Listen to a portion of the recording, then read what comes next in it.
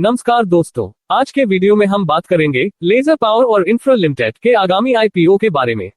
सबसे पहले बात करते हैं महत्वपूर्ण तारीखों की। आईपीओ ओपनिंग डेट 9 जुलाई 2026, गुरुवार आईपीओ क्लोजिंग डेट 13 जुलाई 2026, सोमवार अलॉटमेंट डेट 14 जुलाई 2026, मंगलवार रिफंड की शुरुआत 15 जुलाई 2026, बुधवार डीमेट ट्रांसफर 15 जुलाई 2026, बुधवार लिस्टिंग डेट 16 जुलाई 2026, गुरुवार। इस आईपीओ की फेस वैल्यू ₹5 प्रति शेयर तय की गई है।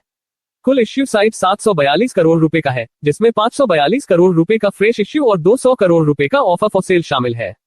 यह एक बुक बिल्ट ऑफर है और इसके शेयर एनएसई और बीएसई दोनों पर लिस्ट होंगे। इसके रजिस्ट्रार लिंक इन टाइम है। अब बात करते हैं कि किस कैटेगरी के लिए कितना हिस्सा रिजर्व रखा गया है। क्यूआईबी के लिए 50% हिस्सा आरक्षित है। नी यानी एचएनआई निवेशकों के लिए 15% कोटा रखा गया है और रिटेल निवेशकों के लिए 35% का कोटा तय किया गया है। आइए अब कंपनी की वित्तीय आंकड़ों पर एक नजर डालते हैं। असेट्स। पिछले कुछ वर्षों में कंपनी के असेट्स लगातार बढ़े हैं, जो 31 मार्च 2023 के 1361.49 करोड़ रुपए से बढ़कर 31 मार्च 2026 तक 2632.35 करोड़ रुपए हो गए हैं। रेवेन्यू के आंकड़ों में उतार चढ़ाव देखा गया है। 31 मार्च 2025 में ये 2592.53 करोड़ रुपए था, जबकि 31 मार्च 2026 में ये 2347.89 करोड़ रुपए रहा है।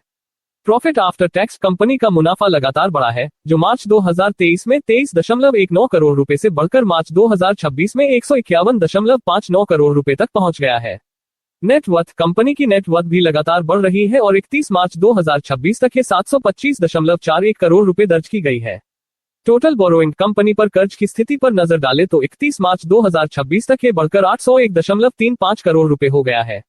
कंपनी का परिचय। लेजर पावर और इंफ्रा लिमिटेड 1996 में स्थापित की गई थी और यह पावर केबल्स, कंडक्टरों और पावर ट्रांसमिशन व डिस्ट्रीब्यूशन सेक्टर के लिए विशेष उत्पादों की निर्माता है।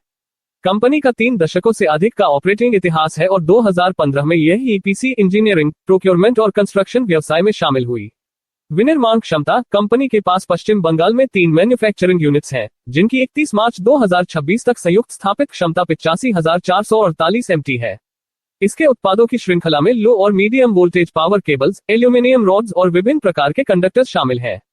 EPC projects. 31 मार्च 2026 तक कंपनी ने 43 से अधिक ईपीसी प्रोजेक्ट पूरे कर लिए हैं और 34 प्रोजेक्ट्स पर काम चल रहा है।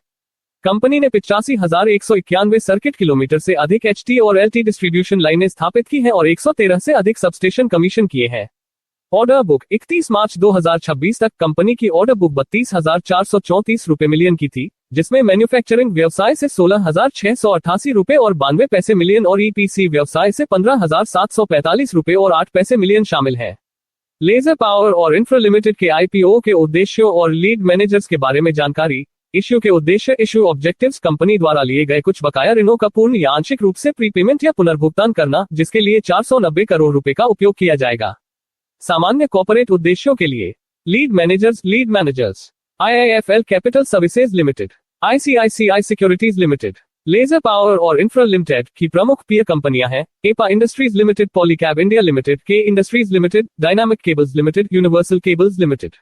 लेजर पावर और इंफ्रा लिमिटेड का तुलनात्मक डेटा इस प्रकार है। रेवेन्यू। लेजर पावर और इंफ्रा का रेवेन्यू 2,326 करोड़ रुपए है। कंपनी का रिटर्न ऑन नेटवर्थ 20.90% है। कंपनी की फेस वैल्यू 5 है। कंपनी का बेसिक एप्स 13.18 है। कंपनी का नव 63.06 है। लेजर पावर और इंफ्रा में निवेश करने से पहले कंपनी की स्ट्रेंथ्स और रिस्क्स को समझना आवश्यक है।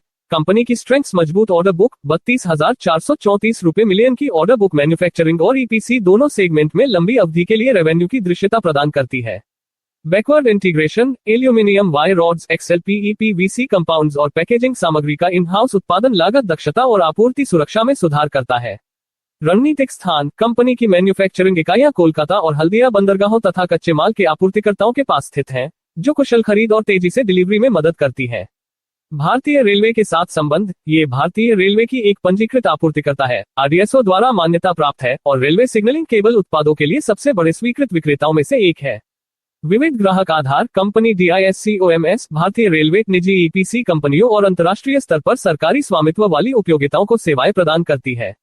कंपनी के रिस्क। ग्राहक एकाग्रता का जोखिम। शीर्ष 10 ग्राहकों का कुल रेवेन्यू में 72.14% योगदान है, जो कंपनी को महत्वपूर्ण ग्राहक एकाग्रता और ऑर्डर खोने के जोखिम में डालता है। उत्पाद एकाग्रता का जोखिम। पावर केबल्स और कंडक्टरों का रेवेन्यू में 72.70% योगदान है, जो कंपनी को उत्पाद एकाग्रता और मैन्युफैक्चरिंग सेगमेंट के जोखिमों के प्रति संवेदनशील बनाता है। कच्चे माल की अस्थिरता। कच्चे माल की कीमतों में उतार चढ़ाव या आपूर्ति में व्यवधान से लागत बढ़ सकती है, उत्पादन में देरी हो सकती है और लाभप्रदता व संचालन पर प्रतिकूल प्रभाव पड़ सकता है। वर्किंग कैपिटल की आवश्यकता और प्राप्तियों में देरी नकदी प्रवाह पर दबाव डाल सकती है और वित्तीय प्रदर्शन को प्रभावित कर सकती है। प्रतिस्पर्धा। मौजूदा और नए खिलाड़ियों से तीव्र प्रतिस्पर्धा और आक्रामक बोलियां अनुबंध जीतने की क्षमता को कम कर सकती है, जिससे रेवेन्यू ग्रोथ और वित्तीय प्रदर्शन पर असर पड़ सकता है। यह वीडियो केवल एजुकेशनल और इंफॉर्मेशनल पर्पसेस के लिए है। मैं सेबी रजिस्टर्ड वित्तीय सलाहकार नहीं हूँ। शेयर बाजार में निवेश जोखिमों के अधीन है और निवेश करने से पहले अपने वित्तीय सलाहकार से चर्चा जरूर करें। इस वीडियो में दी गई जानकारी उपलब्ध दस्तावेजों पर आधारित है। निवेश के किसी भी फैसले के लिए आप खुद जिम्मेदार होंगे। वीडियो अंत तक देखने के लिए आप सभी का बहुत